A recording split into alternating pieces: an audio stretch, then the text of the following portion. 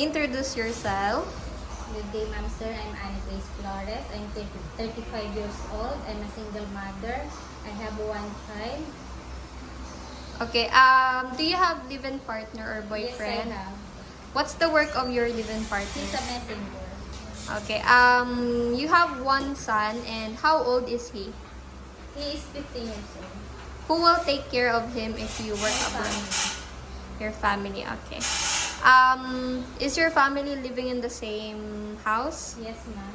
Okay. Is it your brother or sister, mother or father? Yes, ma'am. The mother and father? Mother and father, also my sister and brother. Okay. Did you had an experience working abroad? Yes, ma'am. Okay, can you tell me which country, how long did you work there, and what were your duties? Okay, ma'am. I'm a DH from Saudi Arabia. I finished my contract in 4 years. I do my course cleaning the house, cooking, taking care of the children, and do the ironing. Okay, aside from Saudi, any other work experience that you have? Yes, ma'am, in Kuwait. Okay, can you tell me about that?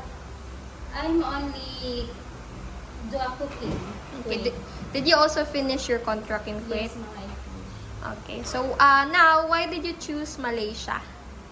I choose Malaysia because it's near to my country. Also, they don't have a bad records. And also, they good.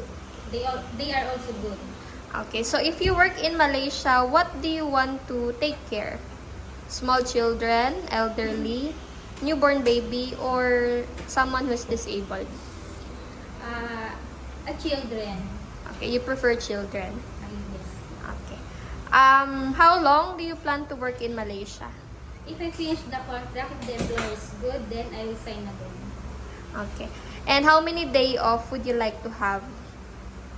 I want mama 4. 4 day off per 4 month. Okay, you understand that even though it's your rest day, you won't be allowed to go outside alone or without your employer. Maybe with my employer. Okay. With cell phone, are you willing to surrender it during working hours? Yes, ma'am. Okay. Do you have any allergy in food? No, I don't have. With pets, do you have any allergy? Okay. Are you willing to work to an employer who has pet in the house? Yes, ma'am. Okay. Is there any food that you don't like to eat? No. Okay. Lastly, can you tell me what is your dream for your family? My dream, I wanted to give their